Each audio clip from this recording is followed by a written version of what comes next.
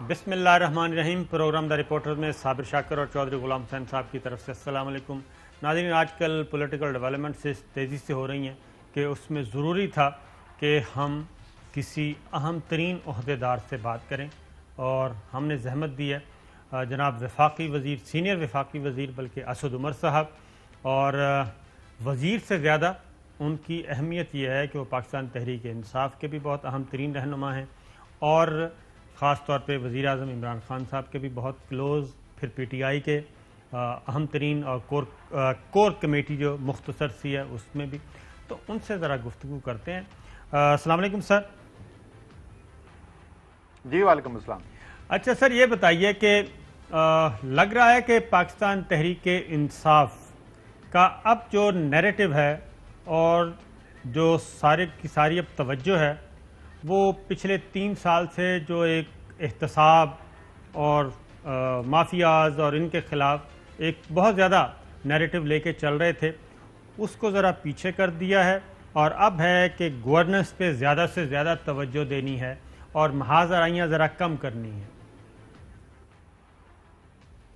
سر اگر میں دیکھوں اس چیز کے اوپر کہ ٹائم کہاں لگتا تھا تحریک انصاف کی لیڈرشپ کا اور ابھی بھی ٹائم کہاں لگ رہا ہے، تو پہلے دن سے یہی صورتحال ہے، اور بلکہ ہم جو کچھ سینئر لوگ ہیں وہ وزیر اعظم سے گلا بھی کر چکے ہیں کہ سیاسی کام کے لیے بھی تھوڑا سا ٹائم نکالا کریں۔ وہ تو صبح سے لے کے شام تک جو ہے اور ہفتے میں 7 دن گورننس کے اوپر لگے رہتے، تو ان کی ترجیحات میں تو اس میں کوئی فرق نہیں ہے، لیکن یہ ضرور ہوا ہے کہ جو بیانیہ سامنے آ رہا ہے، پہلے 2 سال ہم مشکل فیصلے کر رہے تھے، ان مشکل فیصلوں کی وجہ سے کچھ تکالیف بھی نظر آ رہی تھیں، اور ہم یہ کہہ رہے تھے قوم کو کہ ان فیصلوں کی وجہ سے آپ کو آگے بہتری ہوتی ہے، اچھائی ہوتی بھی نظر آئے گی، لیکن وہ جس کو نظر آتی ہے تو پھر ہی لوگ یقین کرتے ہیں۔ اب وہ اچھائی نظر آنی شروع ہو گئی ہے، تو اب وہ عوامی بیانیے کا حصہ بن گئی ہیں، وہ خبریں لگ رہی ہیں، وہ چیزیں نظر آ رہی ہیں، وہ بہتری نظر آ رہی ہے، تو اس لیے بیانیے کے اندر ضرور فرق نظر آ رہا ہے بنسبت آج سے کوئی 4 مہینے 6 مہینے پہلے کے اگر ہم دیکھیں۔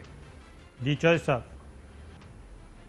نہیں تو اس وقت جو 3 سال کے بعد 2 حصے ہیں نا بات کے، ایک تو ہے کہ میکرو جو انڈیکیٹرز ہیں وہ 90% پازیٹیو انڈیکیٹرز آ گئے ہیں، اکانومی کے اعتبار سے، بیلنس آف پیمنٹ کے اعتبار سے، ایکسپورٹس کے، امپورٹس کے، روپی بھی جو 168 سے نیچے آ گئے، 152-54 کے درمیان آ گیا ہوا ہے، اور بہت سارے انڈیکیٹرز آئے۔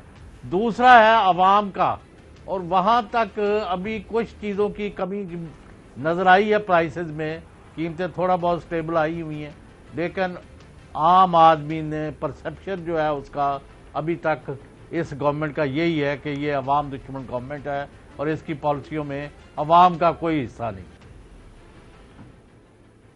اچھا سر جی، میرے یہ ایک زاویہ ہو سکتا ہے چیزوں کو دیکھنے کا، میرے خیال میں ایسا ہے نہیں، اور نہ عوامی رائے جو ہمیں نظر آتی ہے چاہے وہ اوپینین پولز ہوں اس کے اندر اس طریقے کا نظر آتا ہے۔ کیا عوام کو ایسی صورتحال سے کا درپیش بھی ہوتا ہے جس کے اندر مشکل بھی ہوتی ہے اور وہ گلا شکوہ بھی ہوتا ہے؟ بالکل ہوتا ہے، لیکن بہت ساری چیزیں جو ہیں وہ اچھی بھی ہوتی ہیں اور عوام کو وہ نظر بھی آتی ہیں۔ مثلاً یہ جو پچھلے 1 سال کے اندر 1000 ارب روپے زیادہ زراعت کے ذریعے کمائی گئی ہمارے دیہی علاقے کے اندر، وہ جو یہ اس وقت معیشت کی ترقی آپ کو نظر آ رہی ہے، جو اس وقت موٹر سائیکلیں بک رہی ہیں، جو باقی معاشی ایکٹیویٹی ہو رہی ہے، یہ پاکستان کے عوام، یہ پاکستان کے کسان جو ہے وہ یہ پیسہ خرچ کر رہا ہے، تو اس کو اپنی زندگی کے اندر کوئی فرق محسوس ہو رہا ہے۔ دوسرا اس کے بعد جو ترسیل زر کے اندر 1000 ارب تقریباً 1100 ارب روپے اضافی آ گئے ہیں، اور یہ ایک عام پاکستانی آدمی کے پاس آتے ہیں، زیادہ تر ترسیل زر جو ہے وہ امیر لوگوں کے پاس نہیں آتے ہیں۔ 1100 ارب روپے ایک چھوٹی اماؤنٹ نہیں ہوتی ہے، تو وہ لوگوں کو نظر آ رہا ہے۔ مہنگائی بھی جو ہے نا چوہدری صاحب، آپ کے لیے اور میرے لیے مہنگائی ایک اور چیز ہے جس کو اللہ تعالیٰ نے ایک استطاعت دی ہوئی ہے، چیز مہنگی ہوتی ہے تو ہاں ہمیں بھی لگتا ہے مہنگی ہوگی، لیکن ہمیں کوئی اس کی خاص پریشانی نہیں ہوتی کیونکہ آمدنی ہے۔ تو مہنگائی تو شاید اتنی کم نہ ہوئی ہو، لیکن آمدنی میں اضافہ ضرور نظر آ رہا ہے، اور اسی وجہ سے قوت خرید لوگوں کے ہاتھ میں نظر آ رہی ہے، اور وہ جو تمام چیزیں ہیں، چاہے وہ کنسٹرکشن شعبہ ہو، سیمنٹ کی سیلز ہوں، گاڑیاں ہوں، موٹر سائیکل ہوں، اور جتنی بھی چیزیں اعداد و شمار ہوتے ہیں، ہر چیز کے اندر نظر آ رہا ہے، اور یہ پاکستان کے عوامی خرچہ کر رہے ہیں اور پاکستان کے عوام چیزیں خرید رہے ہیں، یہ کوئی اسرائیل اور برطانیہ والا نہیں خرید رہے۔ اچھا اسد عمر صاحب، جو میں نے بات پوچھی تھی اس کا اگلا حصہ یہ ہے کہ اب آپ لوگوں نے اپنی اسٹریٹجی بھی تبدیل کر لی ہے، اور اسٹریٹجی یہ ہے کہ اب ہم اپوزیشن کی وکٹ پہ نہیں کھیلیں گے، بلکہ اب ہم اپنی جو پازیٹیوٹی ہے اس کو مارکیٹ کریں گے، اور اس کو آپ نے مارکیٹ کرنا شروع کر دیا ہے۔ اب وزیر اعظم عمران خان کی تقریروں میں بھی ہم دیکھتے ہیں کہ اپوزیشن کو وہ ذرا ہلکا ہاتھ ہی رکھتے ہیں، اس کو ٹچ نہیں کرتے، بلکہ اپنی بات زیادہ بیان کر رہے ہوتے ہیں۔ تو کیا ہم کہہ سکتے ہیں کہ اب آپ کا اگلے 2 سال جو نیریٹو ہے اس میں اکاؤنٹیبلٹی بس وہ اداروں تک رہے گی کہ ادارے جانیں اور اکاؤنٹیبلٹی جانیں، اس میں آپ لوگ بہت زیادہ بڑھ چڑھ کر حصہ نہیں لیں گے، اور اپوزیشن جماعتوں کو ساتھ رکھیں اور پارلیمان کو آگے لے کے چلیں؟ اس کے اندر اس کا جواب صابر صاحب میں اگر سچائی سے دوں تو ہاں اور نہیں دونوں ہی بنے گا۔ وہ یہ کہ دیکھیں، احتساب کا بیانیہ اور احتساب کی جستجو جو ہے نا وہ تحریک انصاف چھوڑ نہیں سکتا۔ یہ تحریک انصاف اور احتساب جو ہے وہ لازم الملزوم ہے۔ اس عمران خان کی جد و جہد جو رہی ہے وہ ساری رہی یہ ہے کہ انصاف ہو اور تمام معاشرے میں طاقتور اور غریب سب برابر ہوں انصاف کے قانون کے سامنے، اور اگر کسی نے عوام کی دولت لوٹی ہے تو اس کو اس کا جواب دینا چاہیے۔ تو یہ تو نہیں ہونے والا کہ عمران خان کل اس کو بدل دے گا، نہ آپ کو کوئی یہ دیکھنے کو ملے گا کہ کل کو نیب کے قانون کے اندر ایسی ترمیم ہونی شروع ہوگی جس سے سارے جو ہیں بڑے بڑے پاکستان کے ڈکیت جو ہیں وہ رہا ہونے شروع ہو جائے۔ یہ نہیں ہونے والا۔ یہاں تک تو اس کا جواب نفی میں ہے۔ مثبت اس لیے میں آپ کو بتاؤں، اس وقت اگر آپ فواد چودھری سے بات کریں، انفارمیشن والوں سے بات کریں، مسئلہ کیا ہو رہا ہے؟ کیونکہ دائرہ تقریباً اب 3 سال ہونے والے حکومت کو کام بہت سارے شروع ہوئے تھے، وہ ان کام کے جیسے میں نے کہا مکمل ہونے شروع ہو گئے، اثرات ہونے شروع ہو گئے۔ اتنی زیادہ خبریں ہیں بتانے کے لیے کہ حکومت کر کیا رہی ہے، یہ کیا کر چکی ہے کہ سپیس ہی نہیں مل رہی۔ اور انفارمیشن والے بولتے ہیں دن میں 6 چیزیں 7 چیزیں ہم کیسے کور کریں؟ تو انگریزی میں اس کو بولتے ہیں امبیرسمنٹ آف دا ریچز۔ یہ امبیرسمنٹ آف دا ریچز ہوئی بھی ہے کہ اتنی زیادہ اچھی چیزیں ہو رہی ہیں، تو ظاہر ہے وہ بیانیے کے اندر سپیس تو اتنی موجود ہے، گھنٹے اتنے ہی ہیں، چینل اتنے ہی ہیں، تو اس میں اگر اتنی زیادہ مثبت خبریں آئیں گی تو اس کے لیے دوسرے نیریٹو کے لیے کم ہو جاتا ہے۔ تھوڑا میرے خیال میں جو ہے میڈیا بھی جو ہے یہ پولیٹیکل آپس کی جو چپکلش ہے اس سے ویور بھی جو ہے نا وہ دیکھنے والا بھی جو ہے وہ تھوڑا سا بیزار ہونا شروع ہو گیا، تو اس کی شاید مارکیٹ بھی کم ہونی شروع ہو گئی۔ لیکن اس کا مطلب یہ نہیں کہ عمران خان احتساب کے عمل سے 1 انچ بھی پیچھے ہٹنے والے ہیں، یہ نہیں ہونے والا۔ اچھا، یہ ایک نہیں تو اسد عمر صاحب، جب آپ وزیر خزانہ کے طور پر ای سی سی کے چیئرمین تھے تو یہ جو 29 ارب کی سبسڈی دی گئی ہے شوگر کی ایکسپورٹ کے چکر پر اور یہ ڈاکہ ڈالا گیا ہے، تو اس کی تو تفصیل بتائیں۔ Who was after you? Who was pressurizing this government کہ جی آپ دیں، جبکہ ایکسپورٹیبل سرپلس تھا نہیں، ایکسپورٹ کی اجازت، اس پر سبسڈی، اس کے بعد پنجاب گورنمنٹ اس کو ایک سبسڈی دے رہی ہے اور آپ لوگ اس کو انڈورس کر رہے ہیں۔ آج ذرا لوگوں کو یہ حقائق تو بتائیں کہ why did you do this؟ اچھا سر، پہلی بات تو یہ ہے کہ یہ جو آپ نے بھی بات کی نا وہ کوئی بالکل ایکوریٹ نہیں ہے، تصویر کا یہ بڑی ایکوریٹ وہ نہیں ہے۔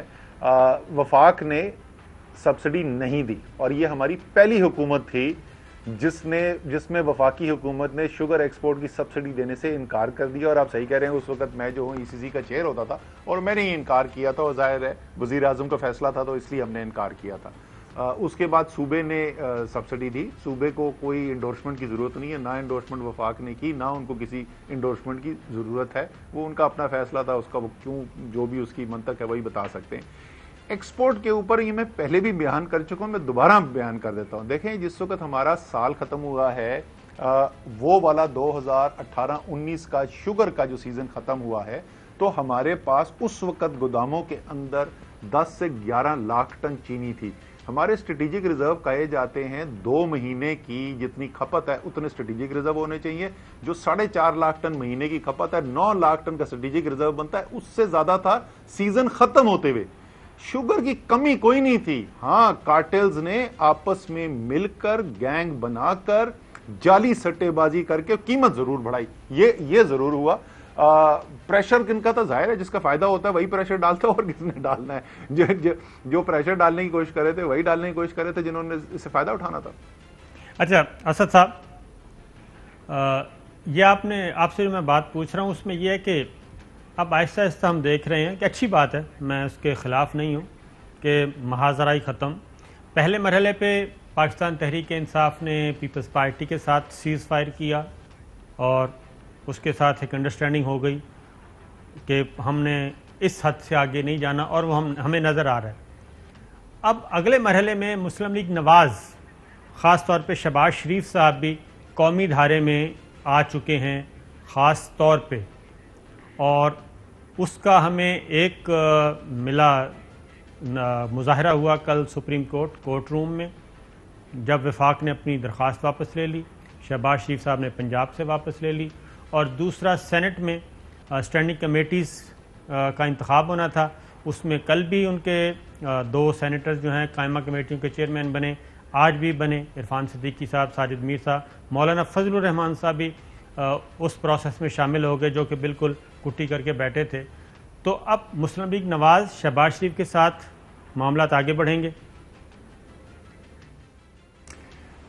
سر میں پھر وہی کہوں گا کہ شاید مکمل طور پہ حقیقت ایسی نہیں۔ دیکھیں جہاں تک کیسز کا تعلق ہے، ہم نے اس کے بعد ایگزٹ کنٹرول لسٹ کے اوپر ڈال دیا تھا، وہ کیس ہی انفرکشس ہو گیا تھا، اور اس کے بعد ظاہر ہے وفاقی اختیار ہے، اسی لیے شہباز شریف نے اپنا کیس واپس لے لیا تھا، تو وہ کیس ریڈنڈنٹ ہو گیا تھا ایگزٹ کنٹرول لسٹ پہ ڈالنے کے بعد۔ اس کے بعد کوئی بحث کا کوئی گنجائش بچی نہیں تھی، کیس کو وہاں پہ کورٹ میں رہنے کی ضرورت نہیں تھی۔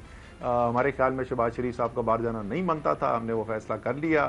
وہ ضمانتی تھے میاں نواز شریف کے، اور وہ میاں نواز شریف کو فرار کرانے میں تو کامیاب ہوئے، لیکن جو انہوں نے ضمانت دی تھی کورٹ کو، اور جس کے لیے جو ہم نے کہا تھا کہ جی کم سے کم 7 ارب روپے کی ایک گارنٹی تو رکھا دیں، ماشاءاللہ صاحب ثروت انسان ہے، تو کورٹ نے کہا تھا اس کی بھی ضرورت نہیں ہے، ان کے الفاظ ہی کافی ہیں۔ تو وہ الفاظ جو ان کے اپنے بھائی کے لیے نہیں پورے ہوئے، تو ان کی اپنی بات پہ کیا یقین کیا جا سکتا ہے؟ تو ہمارا تو یہ وجہ تھی جس کی وجہ سے ہم نے ایگزٹ کنٹرول کا یہ فیصلہ کیا، اور وہ جو ہے ایگزٹ کنٹرول پہ ہیں۔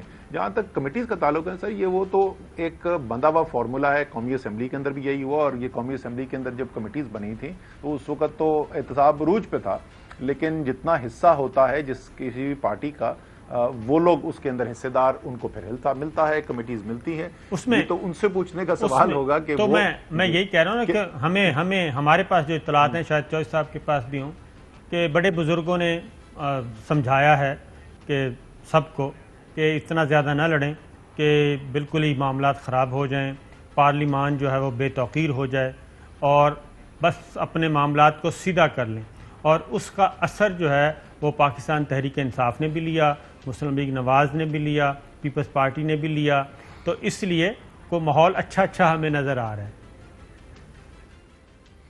سر ابھی تک تحریک انصاف نے کیا کیا ہے؟ جیسے میں نے کہا کہ کمیٹیز کا فیصلہ، یہ وہ لوگ ہیں جو کہہ رہے تھے کہ ہم اسمبلیوں کو نہیں مانتے، دھاندلی کی پیداوار ہیں، جو استعفے دینے کے دعوے کر رہے تھے، اگر وہ اپنی تحریک کے اندر مکمل طور پہ ناکام ہو کے، اور اس کے بعد ایک دوسرے کے اوپر الزام تراشی کر کے، اور ایک دوسرے کی بے توقیری کرنے کے بعد اب وہ خاموشی سے واپس آ کے انہوں نے اسی نظام کا حصہ بننے کا فیصلہ کر لیا، یہ ان کا فیصلہ ہے، بڑا اچھا فیصلہ ہے میرے خیال میں۔ تو وہ ان کو بھی پتا ہے کہ کوئی دھاندلی سے الیکشن نہیں ہوا تھا، ان کو بھی پتا ہے کہ یہ حکومت جو ہے وہ گرنے نہیں والی ہے، تو انہوں نے میرے خیال میں سیاسی طور پہ بھی ایک اچھا فیصلہ کیا، منطقی فیصلہ کیا۔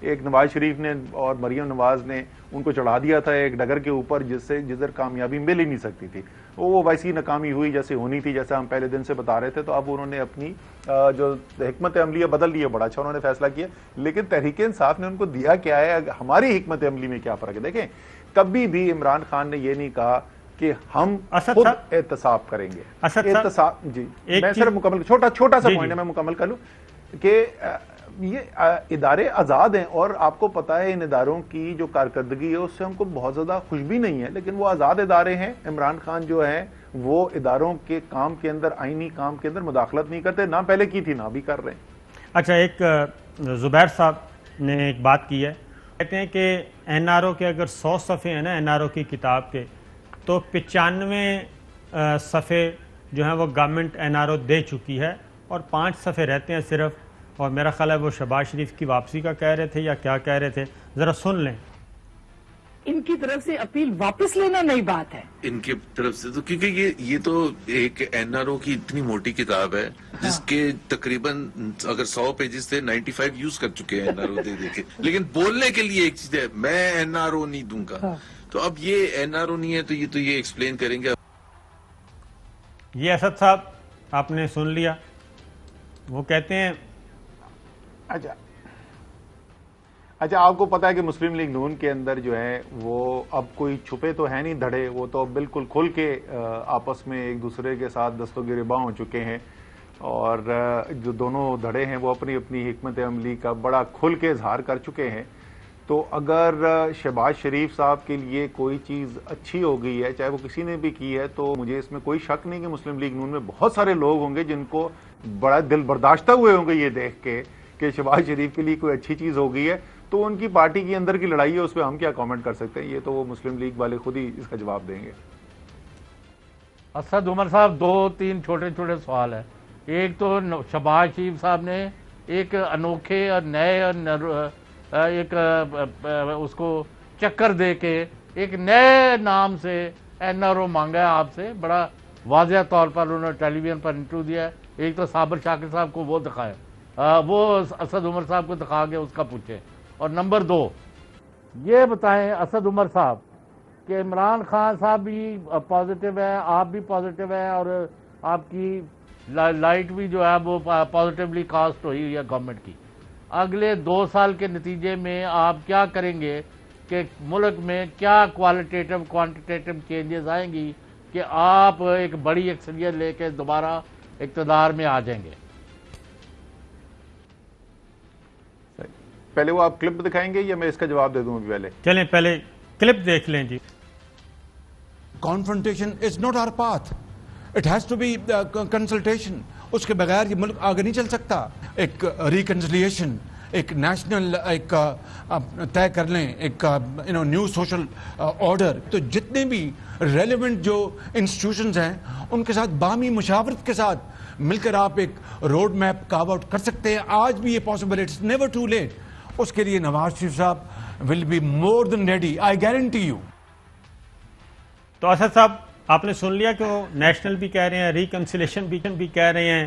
پھر ان کو خیال آیا کہ نہیں یہ تو پورے کا پورا این آر او بن جائے گا. پھر انہوں نے نیشنل نیو سوشل آرڈر کا نام دے دیا، این ایس او کر دیا. تو وہ آپ سے بات تو کر رہے ہیں اور آپ نے کافی حد تک ان کو اکوموڈیٹ کیا ہے. سر جی دیکھیں، پہلی بات تو میں جو ہنسی اس لیے آ رہی تھی، انہوں نے آخر میں کہا کہ میں نواز شریف کی گارنٹی دیتا ہوں. سر جو آپ نے پہلے گارنٹی دی تھی ان کو ذرا ملک تو واپس لے آئے نا. باقی آپ جو نواز شریف کی گارنٹی ہے مستقبل کے لیے دیں گے اس میں وزن زیادہ پیدا ہو جائے گا. ہم آپ کی بات کو جو ہے زیادہ پھر وزن دیں گے. تو پہلے والی گارنٹی تو پوری کروا دینا. دیکھیں جو وہ بات کر رہے ہیں شہباز شریف صاحب، یہ بڑی خوبصورت تقریر ہے اور بڑی دلکش اس کے اندر بات ہے. اور انسان جو سن رہا ہوگا تو وہ کہے گا یار بات تو صحیح ہے، اس میں کیا خرابی ہو سکتی ہے. مسئلہ یہ ہے کہ یہ تمام جو درس ہوتے ہیں نا، جہاں پہ جمہوریت کا ہو، جہاں پہ نئے عمرانی معاہدوں کا درس ہو، یہ سب درس جو ہے نا وہ لپیٹ کیا رکھے ہوئے اندر، ان کے اندر سے سبسٹنس کیا نکلتا ہے، ٹھوس اس کے اندر سے حقیقت کیا نکلتی ہے، جس کو آپ کو ریدنا شروع کرتے ہیں وہ نکلتا ہے ہماری چوری کی دولت جو ہے وہ ہمیں رکھنے دو اور ادھر سے آگے چلتے ہیں. یہ عمران خان نہ یہ کرنا چاہتے ہیں نہ یہ وہ کر سکتے ہیں. یہ سیاسی طور پہ تحریک انصاف کے پاس یہ سپیس ہی نہیں اویلیبل ہے. وہ جیسے میں نے کہا کہ نہ یقین رکھتے ہیں نہ میں اس میں یقین رکھتا ہوں. ہاں اس کے علاوہ جو بھی بات کرنا چاہیں ہم ہمیشہ سے ساتھ بیٹھنے کو تیار ہیں. ہم تو ان کے ساتھ بیٹھے تھے دسمبر میں، آپ کو پتہ ہے میں تو اس براہ راست میٹنگ میں ہوتا نا، تو دسمبر میں ان کے ساتھ بیٹھے تھے. انہوں نے کہا ہم کوئی بات کرنے کو نہیں تیار جس وقت تک آپ یہ نیب کا آرڈیننس، جو شہزاد اکبر بڑی تفصیل سے بتا چکے ہیں کہ کون سی شک جو ہے وہ کس ان کے لیڈر کو بچاتی تھی کس چوری سے، جب تک آپ یہ پاس نہیں کریں گے ہم جو ہے آپ سے بات ہی نہیں کرنے کو تیار. اس وقت آسمان پہ تھے، پتہ نہیں ان کو کس نے غلط فہمی کر دی تھی کہ بہت بڑا انقلاب لانے والے ہیں. اب زمین پہ آ گئے. اگر اس کے بعد واقعی میں ملک کی بہتری کے لیے، نظام کی بہتری کے لیے بات کرنا چاہتے ہیں تو اس میں کیا حرج ہو سکتا ہے؟ اس میں کون اعتراض کر سکتا ہے؟ فورم اس کا بڑا زبردست موجود ہے. پارلیمان میں آئیں، پارلیمان کے اندر بات کریں. یہ تو پارلیمان میں جب آتے ہیں تو پروٹیکشن آرڈر اور یہ نیب کے علاوہ بات ہی کوئی نہیں کرتے. لیکن اس وقت اسد صاحب، اس وقت کیا سٹیٹس ہے؟ کوئی تازہ ترین آپ کے رابطے ہوئے ہیں کہ جناب ہم نے کانسٹیٹیوشن ریفارمز پہ بات کرنی ہے، الیکٹورل ریفارمز پہ بات کرنی ہے، اسی لیے کچھ چیزیں خاموشی سے، انتہائی خاموشی سے اچھے انداز میں آگے بڑھ رہی ہیں؟ کیا کوئی مستقبل قریب میں ایسا کچھ ہونے کا ہے امکان؟ سر ہماری طرف سے تو جیسے میں نے کہا کہ حکومتوں کا کام دروازے کھلے رکھنا ہوتا ہے. ہمارے دروازے پہلے بھی کھلے تھے, ہمارے دروازے آج بھی کھلے ہیں. اسپیکر صاحب نے آج سے چند ہفتے پہلے خود ایک انیشیٹو لیا تھا اور آپ کو پتا ہے کہ اس کے اوپر اپوزیشن نے اسپیکر صاحب کے ساتھ بیٹھنے کو انکار کر دیا تھا. ان کے بڑے بڑے لیڈر جو ہیں وہ ایسے ہیں جو کہتے ہیں کہ اسپیکر میٹنگ بلائے گا تو میں کمرے میں نہیں بیٹھوں گا. سو انہوں نے یہ پوزیشن کی ہوئی ہے, یہ حکومت کی وجہ سے نہیں, یہ حکومت کی ہٹ درمی کی وجہ سے نہیں رکا ہوا. میں بار بار اسی چیز کو دہراتا ہوں, ان کی اپنی چوری کے مقدموں کے علاوہ پاکستان کی جو بات کرنا چاہتے ہیں, حکومت کے دروازے کل بھی کھلے تھے, آج بھی کھلے ہیں. لیکن مسئلہ یہ, ہم ہر بات کرنے کو تیار ہیں سوائے ان کی چوری کو بچانے کے لیے, اور ہم سے یہ بات ہی صرف ایک چیز کی کرنا چاہتے ہیں کہ چوری کیسے بچائی جائے. تو وزیر اعظم عمران خان کوئٹہ کا وزٹ کر کے آئے ہیں بڑا کامیاب, تو اس کے بعد انہوں نے کوئی خاص ہدایت آپ لوگوں کو کہ اب پارٹی پالیسی یہ ہوگی؟ نہیں, کوئی ایسی نئی پارٹی پالیسی تو نہیں ہے. وزیر اعظم کی جو خصوصیت ہے, میں پہلے بھی ایک انٹرویو کے اندر بول چکا ہوں, وزیر اعظم کی خصوصیت یہ ہے کہ جب کوئی ٹیم ہار جاتی ہے نا تو اس کے بعد سب لوگ بیٹھ کے ضرور یہ سوچتے ہیں کہ یار ہم سے کیا غلطی ہوئی, ہم کیوں ہار گئے. وزیر اعظم جو ہیں وہ جس دن جیتتے ہیں تو وہ اگلے دن صبح بیٹھ جاتے ہیں تجزیہ کرنے کے لیے, اچھا میں اور کیسے کھیل سکتا ہوں. تو ابھی کیونکہ ایک پورے ملک کے اندر ایک آگہی پھیل رہی ہے کہ ہاں واقعی میں جو فیصلے کر رہے تھے بڑے بڑے مشکل فیصلے کر رہے تھے اور جن کی وجہ سے کچھ وقتی تکالیف بھی ہوئی, اب اس سے بہتری نظر آنی شروع ہو رہی ہے. تو وزیر اعظم اس وقت بیٹھ کے یہ خوشی نہیں منا رہے کہ یہ دیکھو کتنا بہتر ہو گیا ہے, وہ کہہ رہے ہیں اچھا میں نے مزید اس کو اور کیسے تیزی سے بہتر کرنا ہے. اور وہ آپ کو پتا کہ ویکنڈ بھی نہیں چھوڑتے. ابھی میں پی ایم ہاؤس سے آ رہا ہوں, سیٹرڈے کی ایک اور میٹنگ کال ہو گئی ہے. تو وزیر اعظم کا تو فوکس پہلے بھی وہی تھا, آج بھی وہی ہے. میں نے اپنے عوام کی زندگی بہتر کیسے بنانی ہے, یہی ان کا بنیادی فوکس تھا اور ہے ابھی بھی. جی چودھری صاحب. نہیں تو یہ وہ تو شہباز شریف صاحب یہ فرماتے ہیں کہ وزیر اعظم تو میرا نام نہیں سننا چاہتے. میں ان کو مخاطب کرتا ہوں رائٹنگ میں, پرائم منسٹر پاکستان عمران خان صاحب وہ آگے سے نام بھی لکھتے, عہدہ بھی لیڈر آف دی اپوزیشن بھی وہ قبول نہیں کرتے. یہ کوئی اس طرح کی کٹی چلتی نہیں سیاست میں.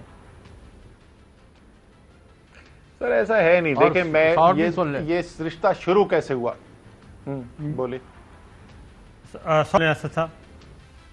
پارلیمنٹ کو عمران خان نے تالے لگائے ہوئے کہ انا, ضد, ہٹ درمی, غرور. مجھے انہوں نے آج تک جو خط لکھا بغیر ایڈریس کے, اتنی مجھ سے نفرت ہے, اتنی ہیٹریڈ ہے کہ میرا نام اور میرا عہدہ وہ لکھنا گوارا نہیں کرتے. میں نے اس کے باوجود بھی پرائم منسٹر عمران خان لکھا. جی سر. اور میرے جواب پہلے بھی نہیں آئے. بہت ہی کون سے والا تھا سر, وہ کون سا سوال آپ نے پوچھا تھا؟ کوئی ایک تھا جو میں نے کہا تھا کلپ پہلے دیکھ لوں. آپ نے کیا سوال پوچھا تھا, ذرا دہرا دیں. چلیں, میں نے کہا کیا کوالٹیٹیو کوانٹیٹیو چینج لے آئیں گے 2 سال میں؟ جی میں اس پہ میں ابھی کامنٹ کر دیتا ہوں. جی میں بس کوئکلی اس کے اوپر کامنٹ کر دوں. یہ شہباز شریف صاحب سر, یہ بہت ہی چھوٹی بات ہے کہ خط لکھا اس میں کیسے لکھا, لیکن یہ صورتحال شروع کیسے ہوئی. پہلا دن ابھی ہم نے اسمبلی کے اندر جانا ہے, ہم پرائم منسٹر چیمبر کے اندر بیٹھے ہوئے ہیں. اس سے پہلے پہلا دن سیشن ہونے سے پہلے انہوں نے شور مچایا ہوا ہے کہ دھاندلی ہوگی. ہم نے کہا جی دیکھیں آپ نے جانا ہے اور ہم نے ایک مثبت طریقے سے سارے کو آغاز کرنا ہے. آپ فلور پہ کھڑے ہو کے آپ نے اعلان کرنا ہے کہ یار جو انویسٹیگیشن چاہتے ہیں, جس سے چاہتے ہیں وہ میں کرنے کو تیار ہوں, میں بتائیں میں نوٹیفیکیشن کرتا ہوں. اور پہلے دن وزیر اعظم تقریر کر رہا ہے, اور انہوں نے کیا تھا وزیر اعظم کے ساتھ وہ سب کو یاد ہے. ہمارے لوگوں کو آ کر کھڑے ہونا پڑا تھا کیونکہ وہ عمران خان سے 2 فٹ دور آ گئے تھے. ایسے لگ رہا تھا کہ ابھی دھکے دینے شروع کر دیں گے. یہ تھا پہلا دن. ابھی عمران خان نے وزیر اعظم بنے ہوئے انہوں نے کوئی فیصلہ ہی نہیں کیا تھا جس کے خلاف یہ ری ایکشن ہوتا ہو. یہ جو جس کی یہ کرتے ہیں ابھی وہ گلے شکوے کر رہے تھے کہ وہ نفرت کرتے ہیں کہ نہیں کرتے, وہ نفرت کسی سے نہیں کرتے. ہاں آپ کے فیصلے جو ہیں, آپ کے فیل جو ہیں, ان سے ضرور نفرت کرتے ہیں ذاتی طور پہ ان کی کسی سے, اور سب یہ جانتے جو ان کو. اب جو آپ سوال پوچھ رہے تھے کہ جی اور اس لیے جس دن بھی پاکستانی قوم کے لیے بہتری کے لیے اپوزیشن جو ہے وہ مثبت طریقے سے انگیج کرنے کو تیار ہوگی, مجھے اس میں کوئی شک ہی نہیں ہے کہ عمران خان کی طرف سے بالکل یہ ساری ٹیم کو ہدایات ہوں گی کہ بالکل آپ انگیج کریں, کیونکہ وہ کبھی ایشوز کو ذاتی نہیں بناتے, وہ کبھی ذاتی انا کا ایشو نہیں بناتے. آپ نے چودھری صاحب نے بڑا امپورٹنٹ سوال پوچھا, تو میں چودھری صاحب اس کو 2 حصوں میں تقسیم کروں گا کہ اگلے 2 سال میں کیا کرنا چاہیے تحریک انصاف کو. پہلا تو وہ ہے کہ یہ جو معیشت کی بہتری کا سفر شروع ہوا ہے اور لٹرلی وہ پہلے دن سے شروع ہوا اور وہ بہتر سے بہتر ہوتا چلا جا رہا ہے, اس کو کنسالیڈیٹ کرنا ہے. تو ہمیں اگلے 2 سال کے اندر سرمایہ کاری بڑھتی ہوئی نظر آنی چاہیے, ہمیں پیداوار بڑھتی ہوئی نظر آنی چاہیے, صنعت کے اندر بھی اور زراعت کے اندر بھی. ہمیں مجموعی شرح نمو جو ہے معیشت کی وہ اگلے سال انشاءاللہ 5% سے اوپر اور اس سے اگلے سال 6% سے اوپر جاتی ہوئی نظر آنی چاہیے. تو ایک تیزی سے بڑھتی ہوئی معیشت, تیزی سے بڑھتے ہوئے روزگار کے مواقع اور پاکستانیوں کی قوت خرید بڑھتی ہوئی نظر آنی چاہیے. ایک حصہ تو اس کا یہ ہوگا. دوسرا, وہ جو بنیادی انصاف کے وعدے تحریک انصاف نے کیے, اور اس میں سے کچھ تو اس لیے نہ ہو سکے کہ ہمارے پاس کیونکہ کمبائنڈ ہاؤس کے اندر بھی میجورٹی موجود نہیں تھی, سینٹ کے اندر ہمارا اتنا فرق تھا ہمارا اور اپوزیشن کا کہ قانون سازی ہماری جو ہے وہ اس میں مشکل ہوتی تھی. اب وہ مسئلہ ختم ہو چکا ہے. تو آپ کو قانون سازی دیکھنے کو نظر آنی چاہیے کہ وہ چیزیں جو عمران خان کا ویژن ہے, جو ان کا عوام سے وعدہ ہے, اس کے لیے جو قانون سازی چاہیے وہ آپ کو نظر آنی چاہیے. اور اسی طریقے سے جو اصلاحات ہیں, مثلا سول کورٹ کی ریفارم, کرمنل کورٹ کے ریفارم, جو لوگ دھکے کھاتے ہیں, انصاف کے لیے پھرتے رہتے ہیں, 20 سال انصاف نہیں ملتا, وہاں کی بہتری. صحت انصاف کارڈ کا تو پورے پاکستان کے اندر نظام پھیلتا چلا جا رہا ہے, پورے پنجاب میں چلا جائے گا, بلوچستان کے اندر ہو رہا ہے, کے پی میں سب سے پہلے ہو گیا تھا, اسلام آباد میں ہو رہا ہے. صحت جو سب سے بنیادی چیز ہے, وہاں پہ آپ کو لوگوں کی بنیادی حقوق ملتے ہوئے نظر آئیں گے. یہی میرے خیال میں 2 چیزیں ہیں جو پلرز بنیں گے, ریفارم, اصلاحات تمام اداروں کے اندر, خصوصی طور پہ وہ چیزیں جو عوام کی بنیادی زندگی کو اثر انداز کرتی ہیں. ایک بریک کا وقت ہوا ہے, بڑھتی ہوئی معیشت. بریک پہ جاتے ہیں, بریک پہ آتے ہیں تو مزید گفتگو. ویلکم بیک ناظرین. اسد صاحب, ایک اور شارٹ سنواتا ہوں. خالد مقبول صدیقی صاحب آپ کے پارٹنر ہیں, حکمراں اتحاد میں شامل ہیں, وہ آپ سے ایک مطالبہ کر رہے ہیں, وہ سن لیں ذرا. وزیر اعظم صاحب بتائیں, آج قومی اسمبلی میں بیٹھے ہوئے لوگ بتائیں کہ گورنر راج کا آپشن آئین میں کیوں درج ہے اور کب استعمال ہونا ہے. جی سر. دیکھیں, وہ سوال یہ کیوں پوچھ رہے ہیں, آپ اس کو گورنر راج کے ذریعے اس مسئلے کو حل کرنا چاہیں یا کوئی اور راستہ نکالنا چاہیں. اس وقت سندھ کے اندر آئین کی, قانون کی حکمرانی نہیں ہے. جو سندھ میں حکومت کے اس وقت خلاف ہے اس کو دیوار کے ساتھ لگایا جا رہا ہے. آپ ہمارے خصوصی طور پہ اندرون سندھ کے اگر ہمارے لیڈرز کو اٹھا کر دیکھ لیں, یا ہمارے اتحادی پارٹیوں کے اوپر, یا ان کے اوپر قتل کے مقدمے, یا ان کے بچوں کے اوپر قتل کے مقدمے, ان کے پانی جو ہے زمینوں کے لیے اس کے اوپر بندش, ان کے لوگ جو ان کے لیے کام کرتے ہیں ان کو اٹھا کے FIR کاٹ کے اندر بند کیا جا رہا ہے. ایک لا قانونیت نظر آ رہی ہے ہمیں اندرون سندھ کے اندر. اس وقت آپ جائیں, اگر خاص طور پہ شمالی سندھ کے ایریا کے اندر اگر آپ گھومیں, عوام سے دیکھیں, وہ بلک رہے ہیں کہ ڈاکو راج ہوا ہے. ٹھیک ہے اسد صاحب, یہی وجہ ہے نا, میں یہی کہہ رہا ہوں کہ یہ بالکل وہی سچویشن ہے جو مسلم لیگ نواز اور پیپلز پارٹی کے دور میں تھی, کیونکہ نواز شریف صاحب کی زرداری صاحب کے ساتھ انڈرسٹینڈنگ تھی. وہ پاکستان پیپلز پارٹی پنجاب وہ شور مچا کے تھک گئی کہ ہمیں نون لیگ نے دیوار کے ساتھ لگا دیا. سندھ والے کہتے تھے کہ کوئی ضرورت نہیں ہے, زرداری صاحب کہتے تھے سکون کریں. تو وہی سچویشن اس وقت آپ کے اتحادی MQM والے بھی یہی کہہ رہے ہیں, GDA والے بھی کہہ رہے ہیں, لیکن پاکستان تحریک انصاف پیپلز پارٹی کے خلاف کوئی بہت بڑا سٹیپ لینے کے لیے تیار نہیں ہے. سر, میں ہونے یہ کہہ سکتا ہوں, یہ صرف GDA والے اور MQM والے نہیں کہہ رہے, یہ PTI والے جو ہیں سندھ والے, چاہے وہ کراچی کے ہوں یا اندرون سندھ کے ہوں, وہ بھی یہی کہہ رہے ہیں. میں تو خود ابھی گیا تھا جی, آپ کو پتا ہے وہاں پہ جو وزیر اعظم نے پیکج اناؤنس کیا تھا, ایک تاریخی ترقیاتی پیکج سندھ کے اضلاع کے لیے, اس کی اسکیمیں شروع ہو گئی ہیں. میں ان کی گراؤنڈ بریکنگ کرنے کے لیے گیا تھا, جو لوگوں سے ملاقات کی, اس کے بعد میں نے یہ پبلکلی اپیل کی تھی وزیر اعظم سے کہ سندھ کے اندر آپ کو رینجرز آپریشن لانچ کرنا چاہیے. کراچی میں تو بہت سالوں سے چل رہا ہے, کیونکہ پولیس مکمل طور پہ ناکام ہو چکی ہے. جہاں پہ یہ صورتحال ہو کہ پولیس کی APCs کے اوپر ڈاکو حملہ کر کے قبضہ کر لے اور پولیس کا اہلکار شہید ہو رہے ہوں اور وہ اپنی جان نہ بچا سکے, تو وہ کسی اور کی جان و مال کیا بچائیں گے. اچھا سر, ایک اور بات, تو میرے خیال کے اندر ایک اور بات سن لیں, وہ یہ ہے کہ وزیر اعظم عمران خان نے کچھ دن پہلے کہا تھا کہ ٹکٹوں کی تقسیم میں ہم سے غلطی ہوئی. وہ ذرا سن لیں, پھر میں آپ سے ایک سوال کروں گا. میں جب دیکھتا ہوں ماضی میں تو میں سمجھتا ہوں میں نے بڑی بڑی غلطیاں کی پارٹی کے ٹکٹس دیتے ہوئے. اب سوچتا ہوں کہ اگر مجھے پہلے موقع ہوتا تو میں اس طرح نہیں اس کو وزیر بنا دیتا, اس کو نہ کرتا. یہ میں سوچتا رہتا سارا. تو اسد صاحب, اس وقت آزاد کشمیر میں بھی یہی آپ لوگ کر رہے ہیں. بنی گالہ میں اس وقت احتجاج ہو رہا ہے, خاص طور پہ LA-15 वकास नसीम साहब हैं, राजा खुर्शीद साहब हैं, वो कह रहे हैं कि जनाब हमें टिकट नहीं दे रहे, हम पाकिस्तान तहरीक इंसाफ के पुराने वर्कर्स हैं, जबकि अगेन सरदार तनवीर साहब को टिकट दे दिया गया है। अच्छा देखे, एक तो जो आपने शॉर्ट सुनवाया ना, यही मैं पहले बात कर रहा था, यही सबसे बड़ी जो वजीर आज़म की स्ट्रेंथ है ना, उनमें से एक यही है कि वो मुस्तकिल ये सोचते रहते हैं और जायज़ा लेते रहते हैं कि मैं पहले इससे बेहतर कैसे काम कर सकता हूँ, और इसीलिए वो अपनी गलती मानने से कोई शर्माते भी नहीं है, वो पब्लिकली भी बोल देते हैं कि मुझसे कोई गलती हुई है। ये तो उनकी बहुत बड़ी एक स्ट्रेंथ है। जहाँ तक आज़ाद कश्मीर का ताल्लुक है, मैंने वजीर आज़म साहब से खुद रिक्वेस्ट की थी कि जी आप जो है ना बोर्ड बनाएं और खुद चेयर करें उस बोर्ड को, ताकि जो हमारे ग्राउंड से ज्यादा ताल्लुक रखने वाले लोग हैं वही सिफारिशात लेके आएं, लेकिन आपके सामने रखी जाए और आप सुनने के बाद फैसले करें। तो वजीर आज़म ने खुद फैसले किए टिकट के, कुछ टिकट जो है उन्होंने रोक लिए थे, ज्यादातर टिकट्स के फैसले कर दिए थे। और ये जाहिर है कि जब भी किसी को टिकट दिया जाता है तो कोई ना कोई तो जो है उससे इत्तेफाक नहीं करता, जो बाकी उम्मीदवार हैं वो नहीं इत्तेफाक करते। उसमें से ऐसे लोग भी होते हैं जो इतराज कर रहे हो, जो वाकई में हक बजानिब होते हैं, और बहुत सारे ऐसे भी होते हैं जो सिर्फ इसलिए एहतजाज कर रहे होते हैं क्योंकि उनको नहीं मिला। वजीर आज़म क्योंकि खुद इस चीज को देख रहे हैं, तो मुझे कोई शक नहीं कि अगर गलती कोई हो भी गई हो किसी भी, मैं इसका अच्छा अपना सब ब्रेक के बाद बात करते हैं, ब्रेक का टाइम। वेलकम बैक नाजरीन, चौधरी साहब पूछिए जी। असद उमर साहब, आपने इमरान खान को वज़ीर आज़म बनने से पहले और वज़ीर आज़म बनने के 3 साल के अंदर वो उनको कैसा पाया? तो आप अब वो खुद भी कहते हैं जी मैं गलतियों का इतराफ़ करता हूँ, और वो गलतियाँ जिन पर इंसिस्ट कर रहे हैं और आपकी हुकूमत कर रही है, वो गलतियाँ क्यों नहीं ख़त्म करने को तैयार होते आप लोग? उसमें असद साहब एक और गलती ऐड कर लें जो कि होने जा रही है, पता नहीं आपको इल्म है या नहीं, यकीनन होगा, लेकिन वो आपसे कौन करवा रहा है? वो है पाकिस्तान मीडिया डेवलपमेंट अथॉरिटी।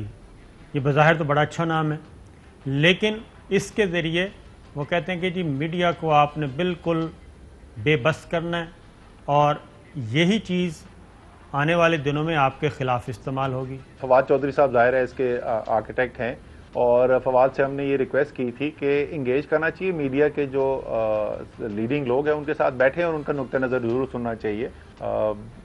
तो ये तो आपका पैगाम जो है मैं उन तक भी पहुंचा नहीं, ये पार्टी, अच्छा, दूसरा जहां तक ये पार्टी का फैसला है पीएमडीए बनाना सर, ये जी के एक डेवलपमेंट अथॉरिटी होनी चाहिए। ये तो एक कंसेप्चुअल अप्रूवल मिली भी है, मंजूरी मिली भी है फवाद चौधरी साहब ने, ये उन्होंने अपनी ज़ाती तौर पर नहीं कर दिया, लेकिन जाहिर है उसके अंदर एग्जैक्टली क्या लिखा जाएगा, उसमें क्या क्या शामिल किया जाएगा, वो अभी तफसीली तौर पर कोई उसकी फॉर्मल अप्रूवल नहीं है। और उसको होना ही ऐसे चाहिए कि एक ड्राफ्ट होना चाहिए, पहले लोगों से सारी फीडबैक ली जाए, सारे जो लोग उससे मुंसलिक हैं उस शोबे से, और उनकी राय लेने के बाद, सुनने के बाद, जरूरी नहीं हर चीज़ के ऊपर अमल भी किया जाए, लेकिन सुनना ज़रूर चाहिए, उसके बाद एक फाइनल मुसवदा लेकर आना चाहिए काबीना में। और आई एम श्योर कि इसी तरीके से फवाद चौधरी ज़रूर करेंगे।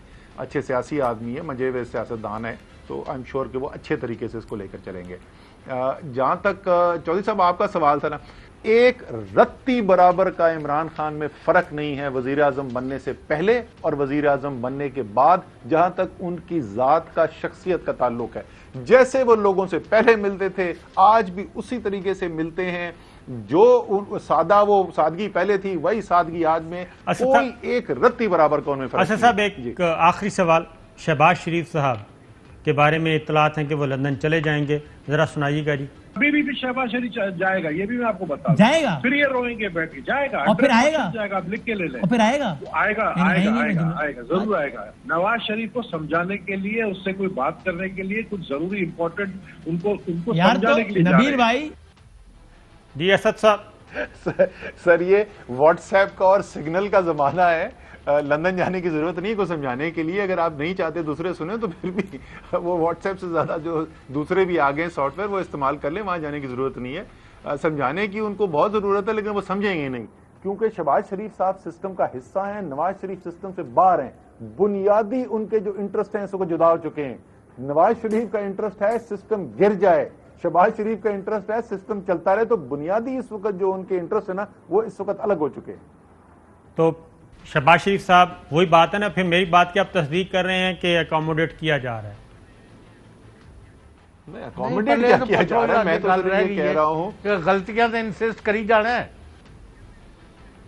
अच्छा हाँ, वो आप वजीर आजम की बात करें सर, दो और चीजें मैं कमेंट करूंगा वजीर आजम के ऊपर। एक ये کہ جتنی انہوں نے محنت کی ہے پچھلے 3 سال کے اندر، میرے خیال میں جتنے لوگ ان کو جانتے تھے نا وہ بھی نہیں سوچ سکتے تھے، بے تحاشا محنت کی ہے. نتیجہ اس کا یہ ہے کہ ان کی جو سمجھ بوجھ ہے گورننس کے نظام کی وہ دن بدن بہتر ہوتی گئی ہے. تو 3 سال کا ایک میرا یہ تجزیہ یہ ہے. دوسرا، آپ کو پتا ہے کہ وزیر اعظم عمران خان جو ہے نا بڑے لیڈرز کی نسبت سب سے زیادہ بات سننے والے آدمی ہیں. یہ لوگوں کو بڑی غلط فہمی ہے کہ عمران خان کسی کی بات نہیں سنتے، لیکن جو ان کی کور کنوکشن کی چیزیں ہو، جو ان کے اندر کی ایک کنوکشن ہو، اس کے اوپر پھر وہ مائنڈ آسانی سے چینج نہیں کرتے. صرف اس وجہ سے کہ 9 لوگ 10 میں سے یہ کہہ رہے تھے کہ یہ چیز غلط ہے. عمران خان، میں اس کی طالبان سٹینس سے زیادہ کوئی بڑی مثال نہیں دے سکتا. اسد صاحب بہت بہت شکریہ. پروگرام کا وقت ختم ہوا. دیجیے اللہ حافظ.